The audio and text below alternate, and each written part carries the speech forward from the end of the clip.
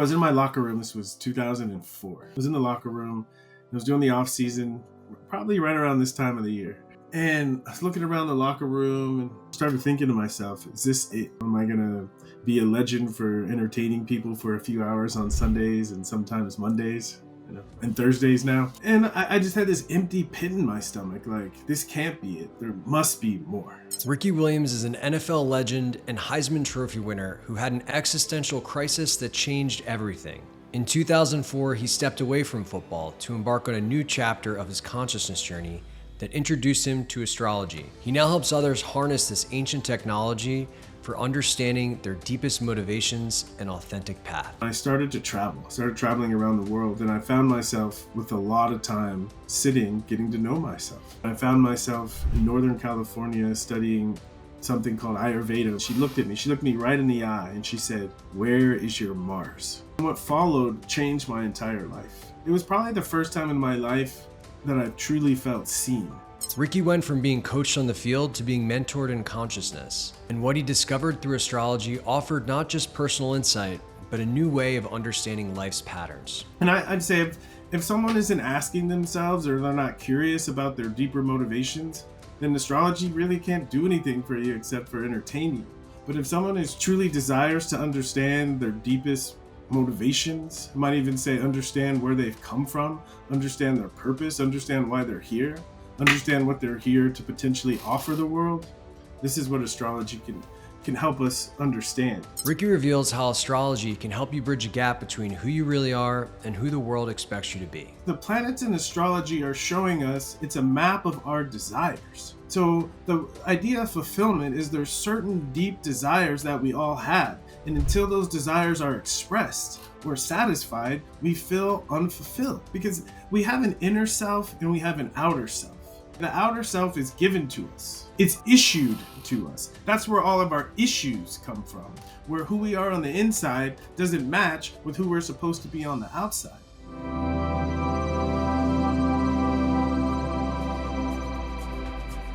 Before we get into this conversation, I want to ask you to join this amazing community of consciousness explorers.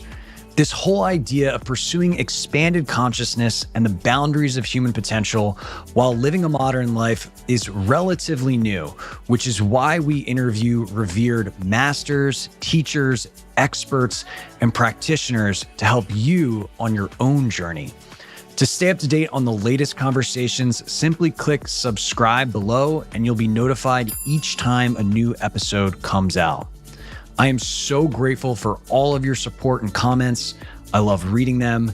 Now let's dive into this conversation. Ricky, what's up, man? Oh, just normal. Is today Thursday? Normal Thursday for me. Nice, dude. Nice. Well, I'm excited to have you on the show. You know, I was thinking about how I was at my uncle's house when I was, probably like 10 or 11 years old when you had that like 300 plus yard game at Texas. And it was like such a big deal. And I've been following your career for a long time. And, ever since seeing you get into all the things that you've been into for the past decade, I mean, it's been really awesome. And I think where I'd like to kick this off is when did your consciousness journey really start to take hold as a big part of your life? I don't know. I guess I was kind of born into it. I was born into a very spiritual family. So it was there at the foundation, but early in my life, my energy shifted to being the best athlete I could be, and that essentially became my consciousness journey. But it was rooted in like football, and fame and all that stuff. And I just got to a certain point where I was in my locker room. This was 2004. I was in the locker room. I was doing the off season, probably right around this time of the year. And I was looking around the locker room and I started thinking to myself, is this it? Is this it? Am I going to be a legend for entertaining people for a few hours on Sundays and sometimes Mondays, and Thursdays now? And I just had this empty pit in my stomach. Like, this can't be it. There must be more. And I started to think, okay, there must be more. Then I felt this heaviness of being stuck in the football world. And I just said, I got to make a change. And so I started imagining if I wasn't playing football, what would I be doing? And it was really the first time in my life that I asked myself that question. And immediately I saw myself helping people. And when I had that image, there was a big gap between the only thing I could really help people at that point in my life was how to catch a football, how to read the two hole. You know, all of my experiences, all of them were rooted in football. So I realized if I want to have a quality of life that I'm looking for, that I have to get away from football and I have to live. I have to have some experiences. And I didn't know what those experiences were exactly, but I did know they had something to do with consciousness. I remember sitting in my condo thinking, I wish I had time and space to just sit and get to know myself better. And so I ended up retiring from the NFL and I started to travel, started traveling around the world. And I found myself with a lot of time sitting, getting to know myself. And I'd say that's really when my consciousness journey took off. Is the first step was I had to get away from what was getting in the way of my consciousness journey. And as soon as I did, it started happening organically. And I started meeting people, having conversations that kept nudging me in a specific direction. And I found myself in Northern California studying something called Ayurveda, which, a month earlier I had never heard of. But there's something I was starting to realize that there were breadcrumbs, there were things out there that would lead me to more consciousness for some reason. And it wasn't anything I planned, but I got really into studying Joseph Campbell and Carl Jung. I think in my life, and I'd say in America, being a professional football player is living somewhat of a mythic life, especially compared to my high school classmates. I was living a bigger life than they were. And I think the only thing about a bigger life is it's more amplified. So you can see elements more easily. Things that I did that my friends did, no one knew about. They did it. For me, it's all in the newspapers. So this amplification of life.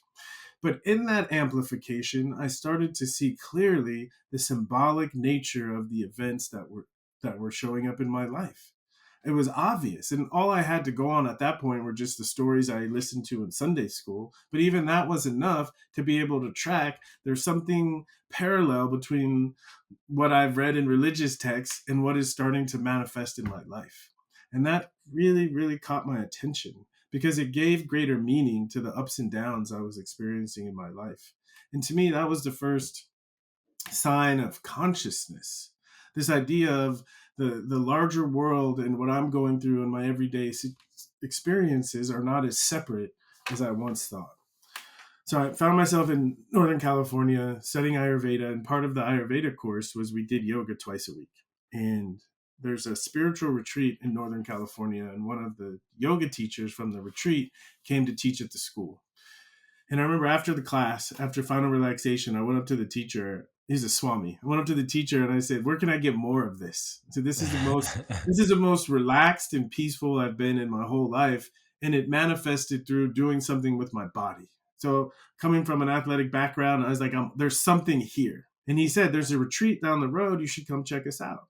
And so that next Saturday, I started going, and I went every day, every day, every day. And I met the head teacher there. Someone had told her I was a retired football player. And so after brunch one day, she came down to me and she looked at me. She looked me right in the eye and she said, "Where is your Mars?" And I looked at her. I said, "I have no idea what you're talking about." First time you've been asked that question. First time I've been asked that question. It was a great question. I found out a couple hours later. So I went up to her office and she asked for my birth information. And I knew what time I was born because I have a twin sister. So that's always been part of our story. Is she was born at 1:56. I was born at 1:57. So I gave her my birth information. She put it into her computer. And what followed changed my entire life. It was probably the first time in my life that I truly felt seen. Because as soon as high school, I started to become a big football player. All people could see was potential and the future and my athletic ability. That what was underneath it, the consciousness underneath it, was completely ignored. But something about getting my birth information allowed this woman to speak directly to my consciousness, to something deeper in me. And like something came alive and I became extremely hungry for more of whatever was going on in this place. And so I asked her if she would teach me. She would teach me astrology. If she would teach me what she knew, she would teach me about spirituality, about consciousness. And she said, yeah, she said, I will. So I spent the next 2 years studying under her.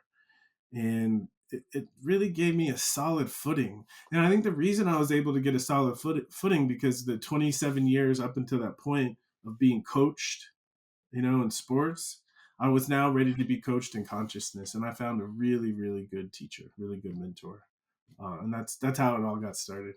Wow, man. Amazing story. And yeah, it's so cool how the universe leaves little breadcrumbs. And I think that, man, that inflection point you talk about where you start to see the coherence between, what's happening in your life on the outside and what's happening inside. And there's the fact that there's more than just this like linear reality. It's just one of the best things, and it does ignite that desire to understand it more comprehensively inside of you.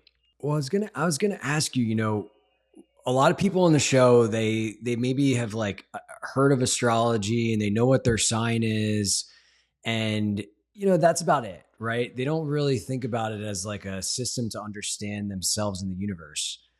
Could you share more about what you've learned, like how you think about astrology today, and maybe provide just a deeper context? Yeah. Yeah. I mean, I was the same way. I knew my sign since I was a kid because most people know when their birthday is, and it's pretty easy to get access to that information. But I didn't really take it seriously. And I don't think like sun sign astrology is what we call it. I don't think it's really meant to be taken seriously. I think it's entertainment. It's entertainment. Um, but the spiritual retreat I was at, and the way I was introduced to astrology, it was from an Indian tradition. So Indian tradition and if you go to India and you start talking about astrology, astrologers in India are extremely well respected.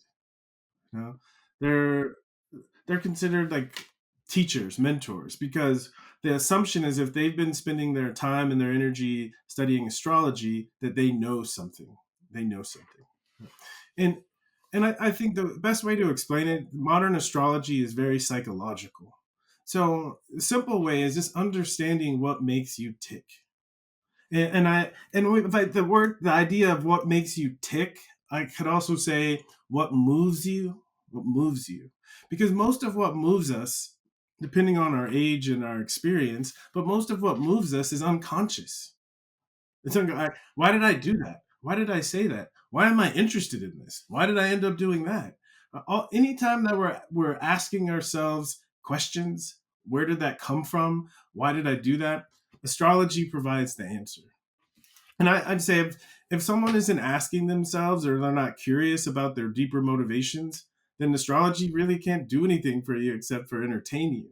But if someone is truly desires to understand their deepest motivations, I might even say understand where they've come from, understand their purpose, understand why they're here, understand what they're here to potentially offer the world, this is what astrology can help us understand.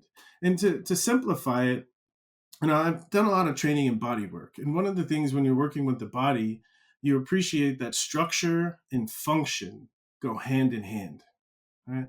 And I'm talking more about the physical structures of the body. But if we go a little bit deeper and we think about psychological structures, motivations, drives, etc., that's what we're made of. Right? Every experience in our life either was attracted to us or initiated by us. So the chart is like this magnet point that attracts meaningful experiences. And those meaningful experiences can come based on our actions, our thoughts, our ideas, or they can come randomly just showing up. Either way, astrology helps us understand, why is this happening to me? What developmental process am I in the midst of? Because studying astrology, and the type of astrology I practice is called evolutionary astrology.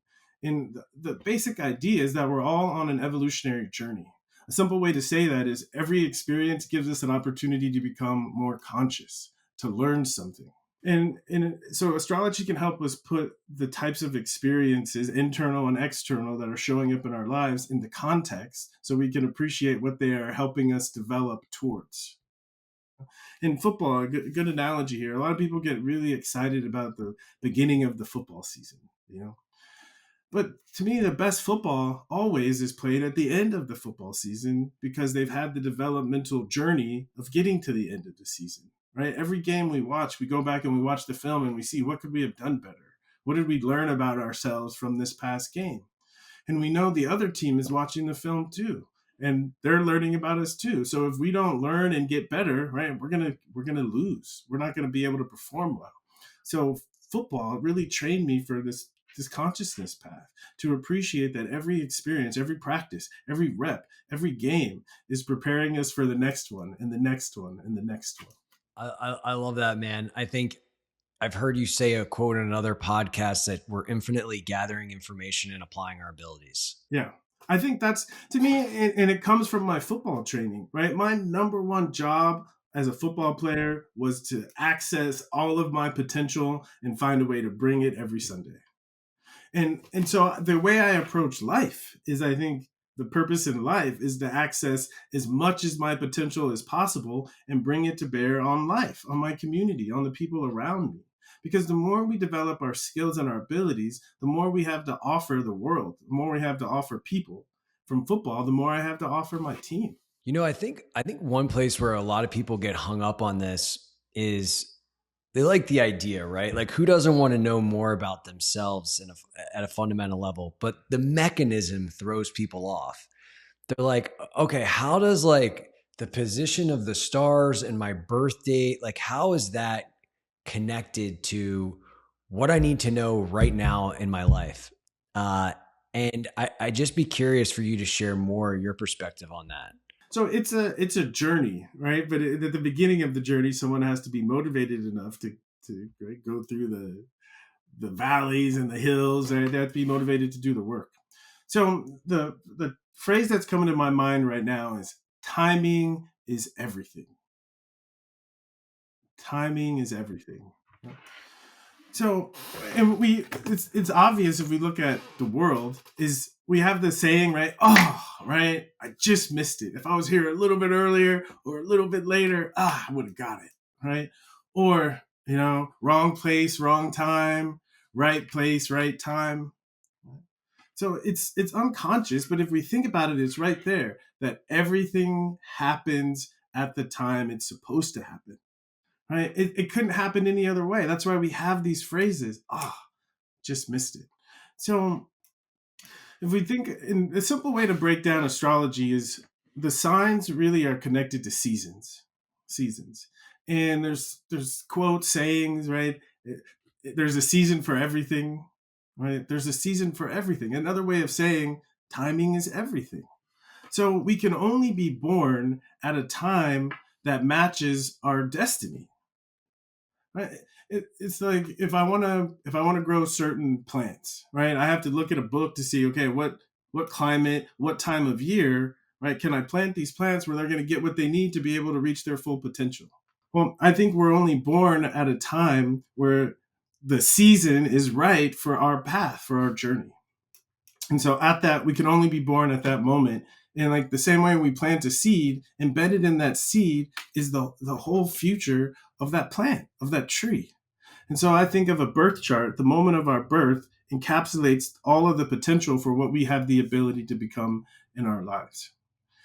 And it's a theory that was taught to me. And as I started to practice the theory and look at charts over, and I probably looked at 5,000 charts over and over and over again, right? The theory, it holds up. It holds up. To appreciate when in our lives certain events, certain parts of ourselves are going to be germinated and blossom, where the events relative to that are going to show up in our life. And so one of my favorite pastimes is to look at the news and there's a celebrity, something's going on in a celebrity's life. And a decent amount of celebrities have their birth information online. So I'll read the news story, I'll go online, I'll pull up the chart, and I'll learn, why is this thing happening for this person right now? And I'm learning the same way a farmer would learn, right? Is when to plant seeds and when to harvest them and how that whole mechanism works. Yeah, it actually really makes sense, right? If you take the kind of evolutionary perspective where we're all incarnating to evolve, and there's very specific things that we need to do to evolve. that we choose a specific point in time to do that, right? With the perfect conditions for us. Yeah. I used to say we choose, but in the same way, when we plant a seed, we don't choose when that seed germinates. We can put it in the soil, we can make sure it has enough water, we can make sure it's the right time. I mean, it's the right environment, but there's a timing thing of when the environment is just right to give birth to something. Again, I think the meditation here is really studying timing, right? And it's like, I need to have a difficult conversation with my wife. Okay. Now's not a good time. Now's not a good time. Now's not a good time. Oh, right. I can see the opening. Now is the time. And if I have the conversation when it's not a good time, it turns into a big fight. Nothing gets accomplished. It doesn't bear fruit. Right? But I wait till the right moment. Oh, right. It's tense. It's powerful. We clear the air. We get to the other side. And the difference is just waiting for the right time. And the timing that we're talking about is the timing of birth. That's on the universe's time. That's consciousness time. And I think we can learn about consciousness by studying that moment and how that moment unfolds throughout the course of our lifetime. Now, an example of this timing thing that is easy, or there's certain rhythms that we all experience, right? Like puberty, right? And if we look at the range of puberty, it's, at the very early end, it's 11, at the late end, it's like 15, 16, right? And we know that, pretty much all the population is going to go through this around the same time. But the actual timing for each individual is different. And people, right, that they're late bloomers. People that they always tend to be first. You're going to see those kinds of patterns check out for someone throughout their entire lives. And so the same way we can recognize a smell of a flower or the taste of a fruit, okay, we can recognize the essence of each other, of the individual. And a lot of this has to do with timing. And this is where we can get into simple sun sign. I keep thinking I have Aries on the mind. Aries is the first season. It's the beginning of spring. And if you just go outside in Aries season in the beginning of spring and you look at nature, you'll see, right, in the plants, this new growth, this new budding, bright green leaves like bursting forth.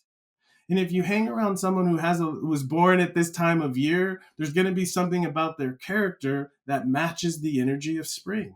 Right? They're going to be first. They're going to be in a hurry. They're going to be comfortable starting things.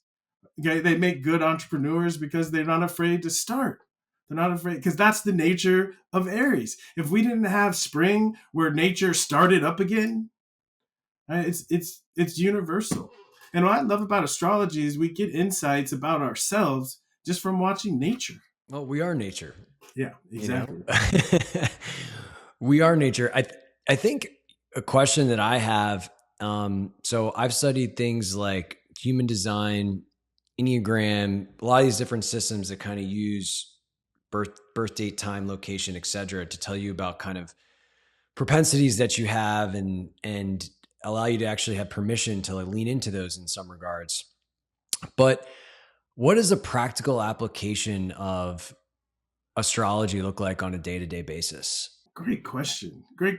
So a couple of examples come to mind. Like, one, the thing is, what is the practical value of knowing yourself? I mean, it's kind of everything, right? Exactly. Right.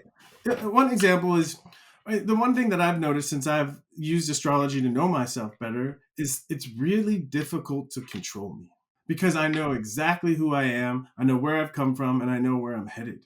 And so it's easy for me to say, okay, it's decision making. Okay, this is me, this is not me. This is for me. Oh, this is based on my training, but it's not actually for me.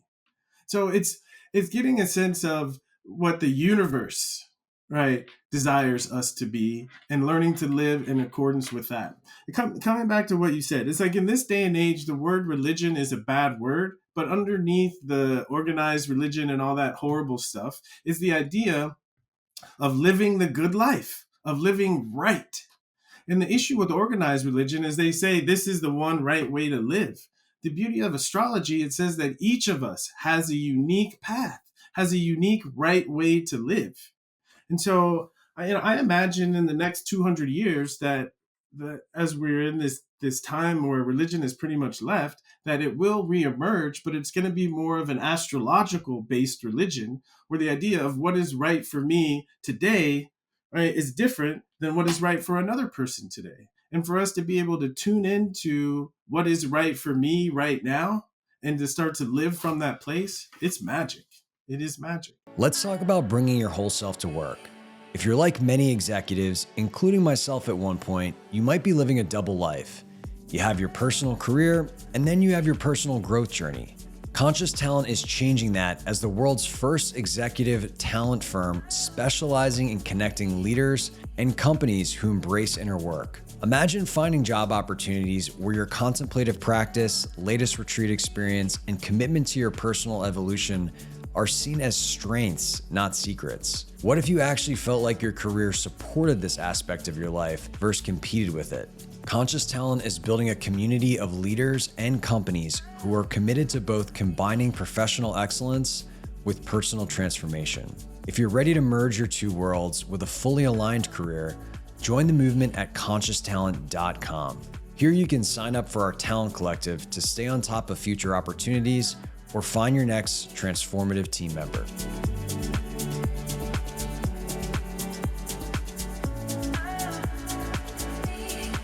The words that come up for me as you're talking are authenticity and alignment. And, I don't know where I heard this, and I don't know if it's true. Okay, yeah, those are great. Those are great words, and they speak to. Well, what I was going to say is, it's okay. You're fired up, and I love it. Someone told me that the original meaning of sin was basically to go against one's nature. It was to go against one's natural way. And so it wasn't this idea of there's a prescription of laws that you're following or not following. It was actually your unique authenticity that you were going against. That is the sin. Yeah. And we seem to have lost that. But what's really cool hearing you talk is that that's kind of like an acknowledged truth in astrology. Yeah. It's the initial truth. I think to me, it's why I was so drawn to astrology, because I was trying to, I use astrology similar to narrative therapy, and it's like when I left the NFL, failed a drug test, threw my whole life away, like that was the prevailing narrative. And I started to take it on, and then I realized this story does not feel very good. And so I went on a journey to find a better story, a better version of the story. So back to meeting Swami Sita, my first mentor, is when we sat down, and this idea of feeling seen, it was the narrative she was sharing based off what she was picking up from me and what she was seeing in the chart that started to sing. It started to get me excited about showing up, excited about living. And that's why I said, you need to teach me how to do this so I can align myself even more. And the analogy I probably use most for astrology is it's like a GPS. It's like you need it when you're going somewhere new or you're lost. But if you've been somewhere a couple of times, you don't need it anymore. So I talk to people, I do consultations and talk to people about their chart. But my goal is, after a year or less, right, they don't need astrology anymore because they've already tuned themselves to themselves. And so the tuning device is not needed anymore. Yeah. Yeah, I love that. And I think, ultimately everybody wants to be happy. And for me, it really is that living in alignment and knowing themselves, knowing thyself, which brings that. Like, that's it. That's the ultimate thing. That's where you feel the best, is when you're just in your truth and you're doing what you're supposed to do. Happy, I love the word, but I think sometimes it confuses people. So I try to speak more of fulfilled, because unhappiness, right, is really, we feel unfulfilled, right? No matter what I do, I don't feel fulfilled. And this really gets us to the core of astrology, because the planets in astrology are showing us it's a map of our desires.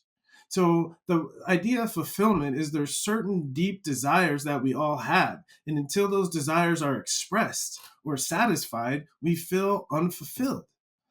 And so an example, right? Because we have an inner self and we have an outer self. Okay. The outer self is given to us. right? It's issued to us. That's where all of our issues come from, where who we are on the inside doesn't match with who we're supposed to be on the outside. And so life rules our parents, right? Culture teaches us how to live our outward selves, but we don't really have anything that teaches us how to live our inward self. You know? And that's where I found astrology, because the planets in an astrological chart, they map the deep desires, the deep universal desires of our unconscious that are constantly seeking fulfillment with our help or without our help. And so tuning into our deepest unconscious desires allows us to consciously satisfy them. And as we do, we get, it's like we get gifts from the gods. When I was a kid, there's a movie, Clash of the Titans, the story of Perseus. And in the story, whenever Perseus had some kind of difficult challenge in front of him, one of his uncles or aunts, one of the gods, would give him exactly the sword or the invisibility helmet or whatever he needed to be able to navigate that challenge. And once he navigated the challenge, he got to keep the boon, and it became a gift or a talent or a skill that he got to keep the rest of his life to keep doing good works. And I think that's how life really should be, is that we face certain challenges.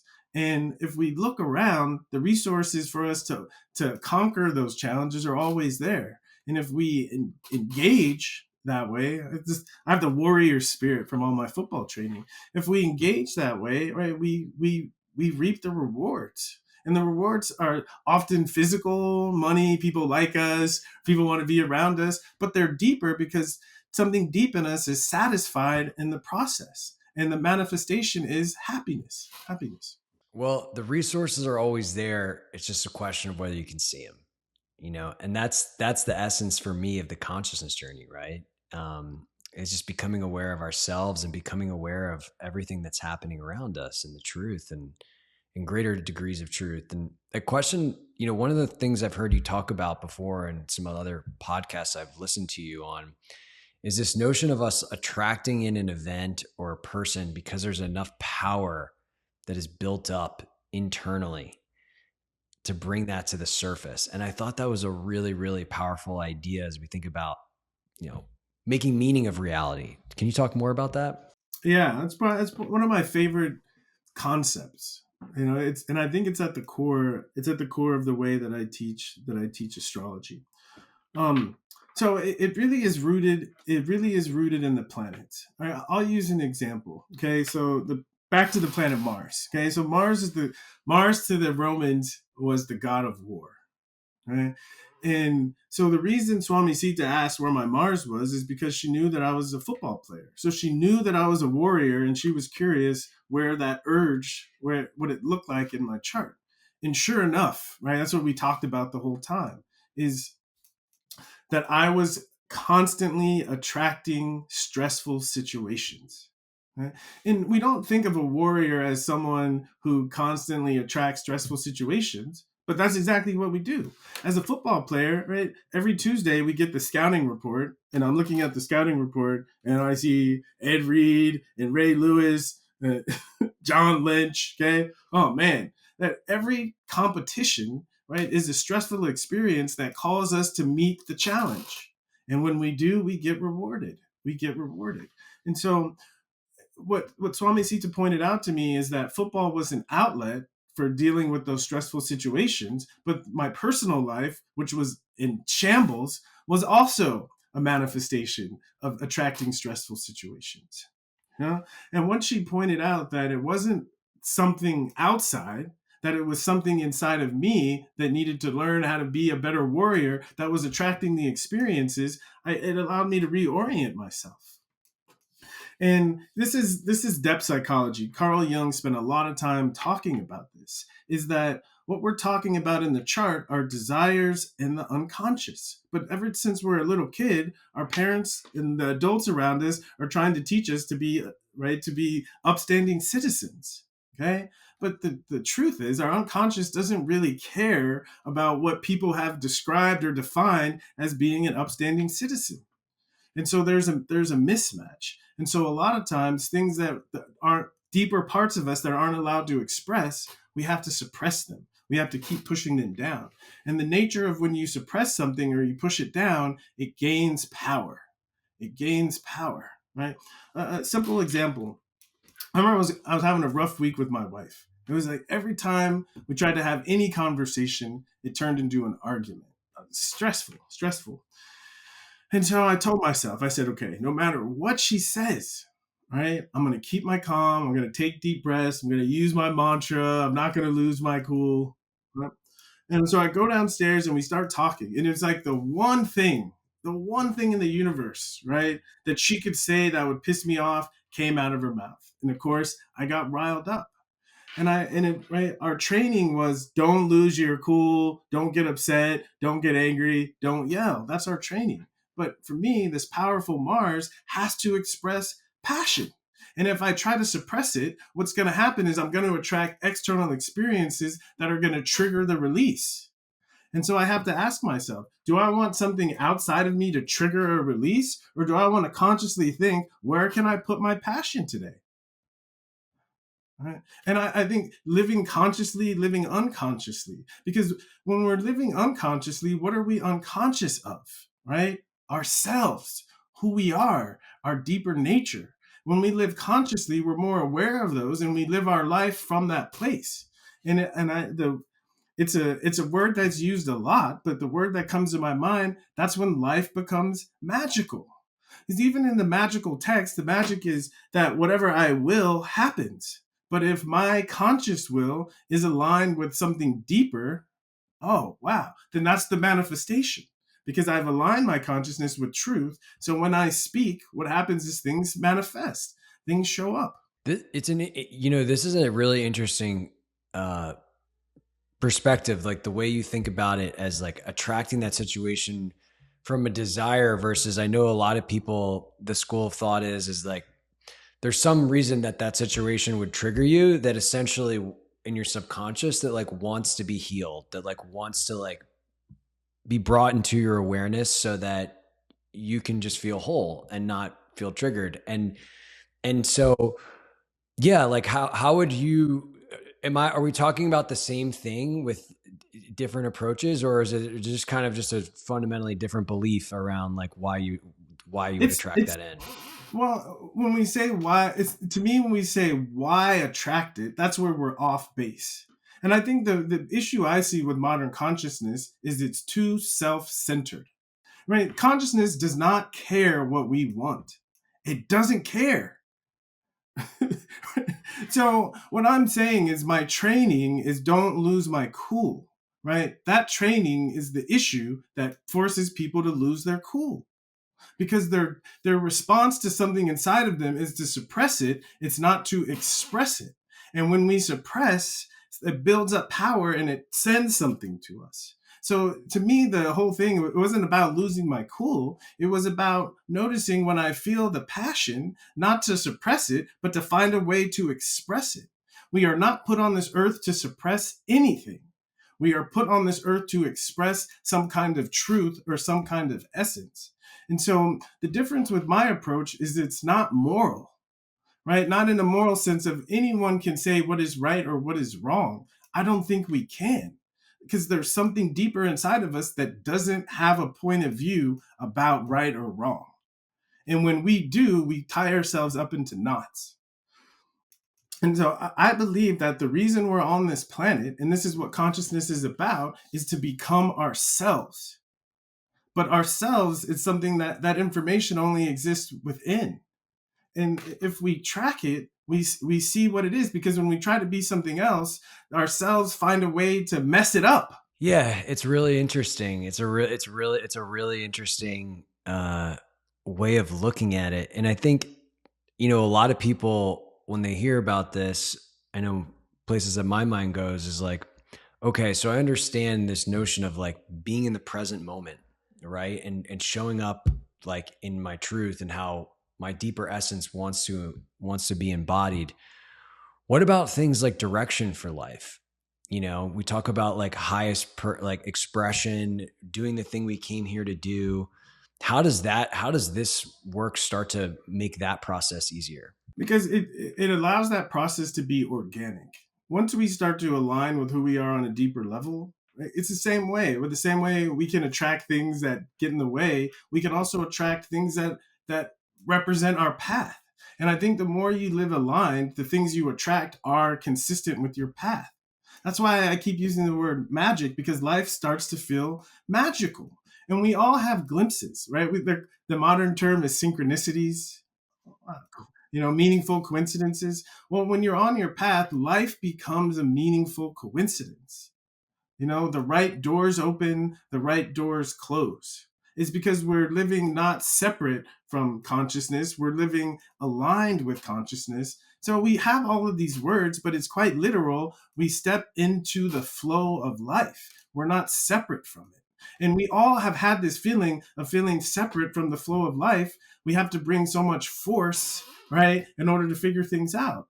But I think the only force we really should apply is an internal force to force ourselves to live, to pay attention and live more according to an inner kind of truth.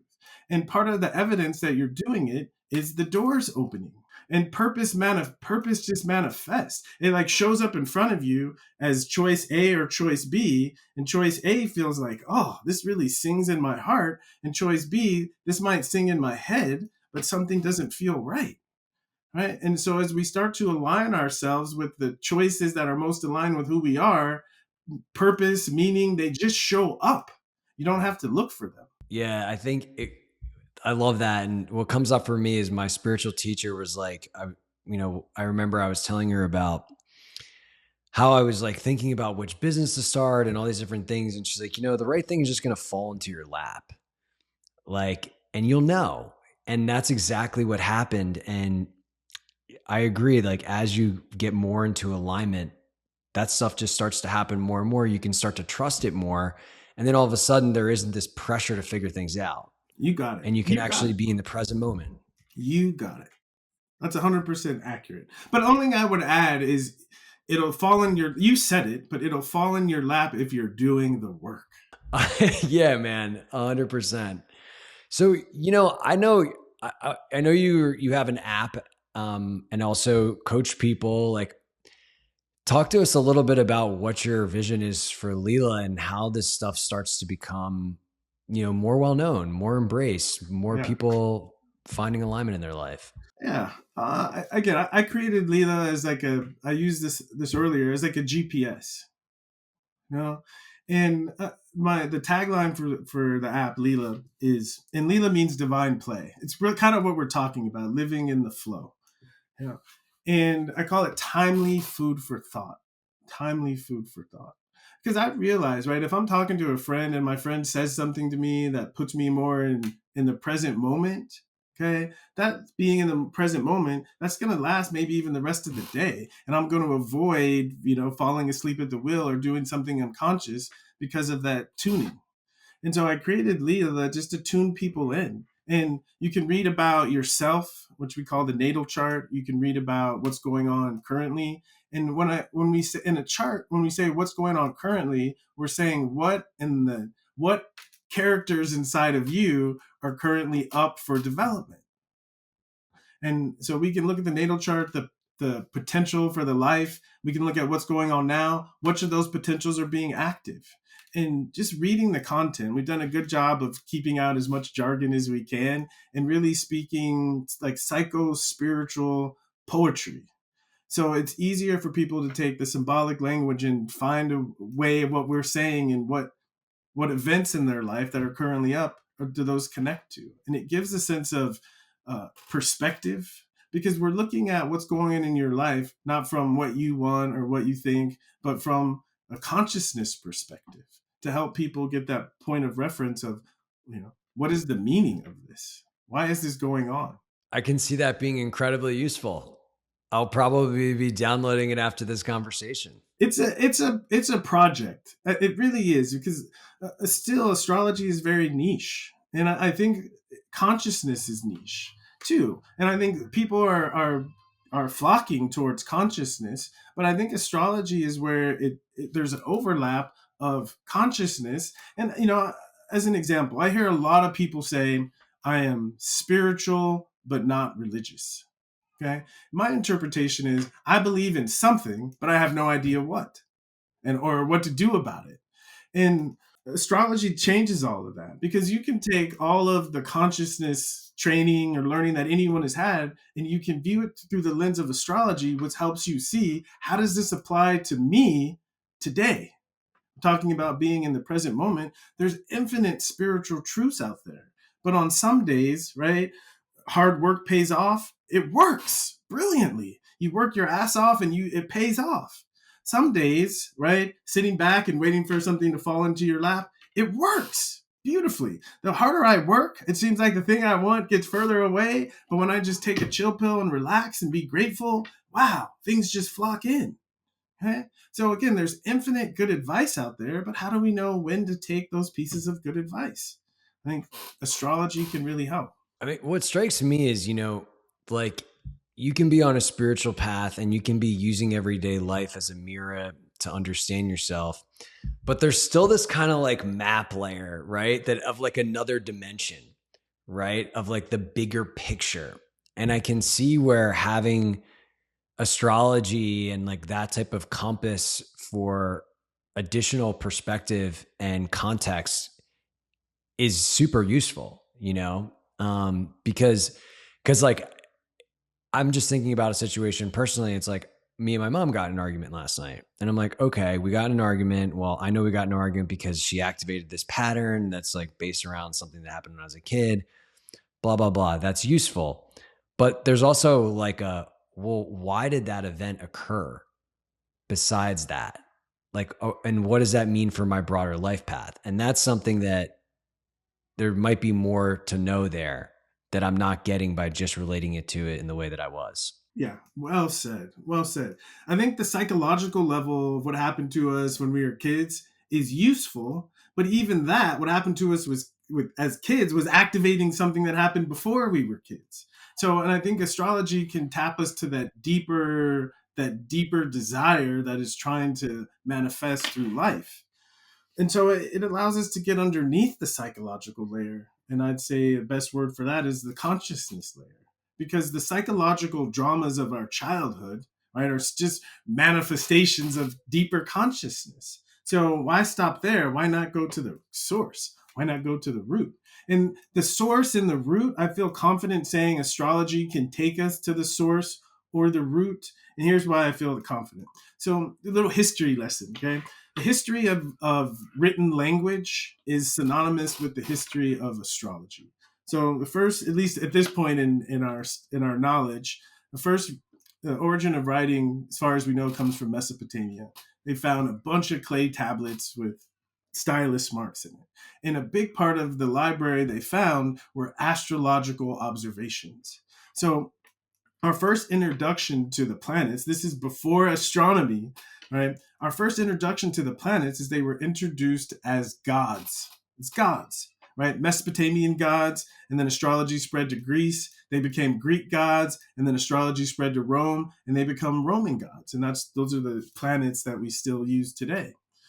So our first introduction to the planets is they live in the heavens and they're named after gods. So this idea of the source of it all, right? Regardless of your religious inclinations, all religions have the idea of some source energy, some place where everything comes from, right?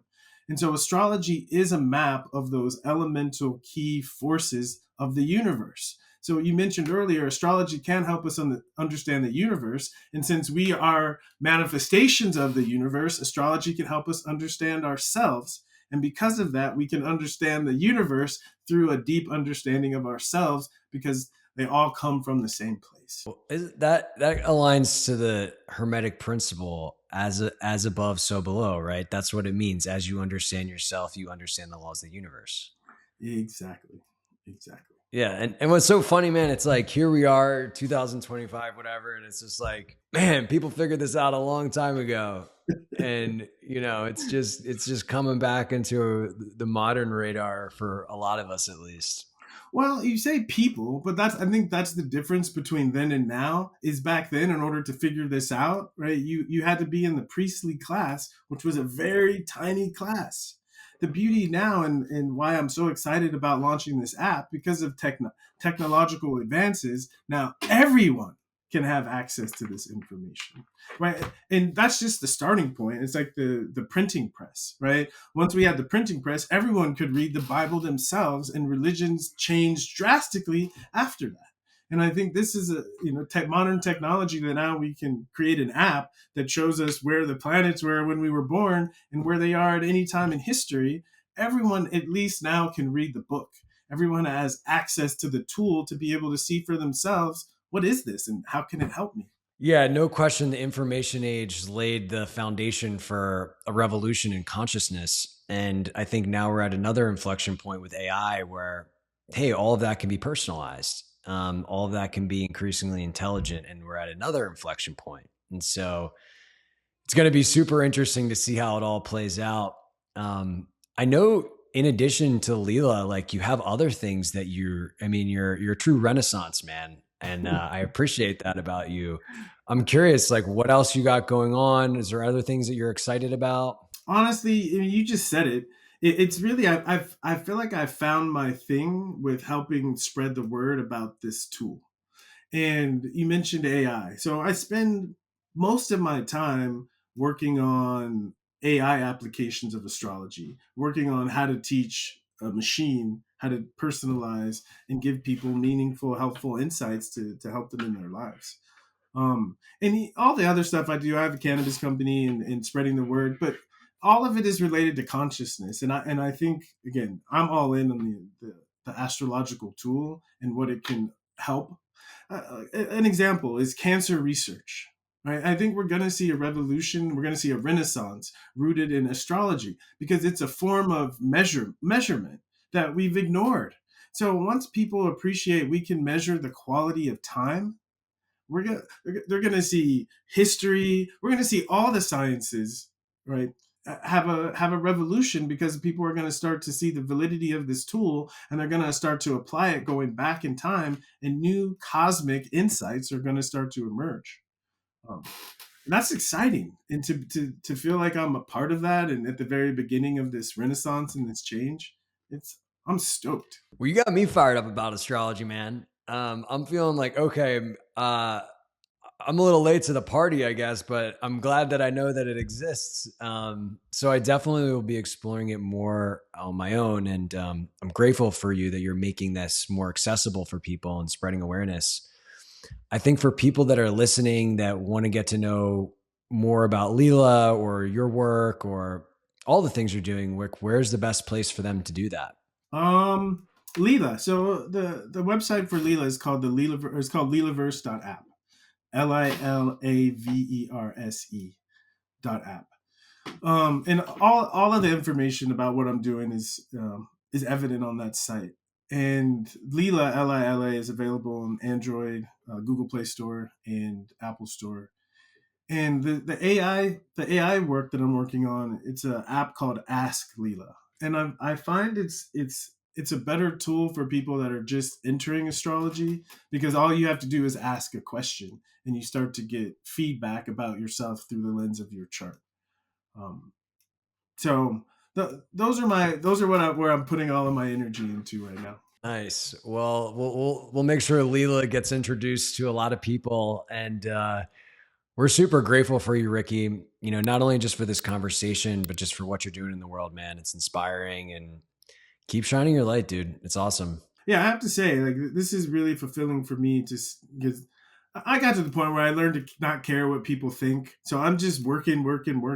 But the fact that, someone younger was touched by my story and you're using your platform to for us to have this conversation. Oh man, it's the most fulfilling thing in the world. So thank you for reaching out. You're welcome, brother.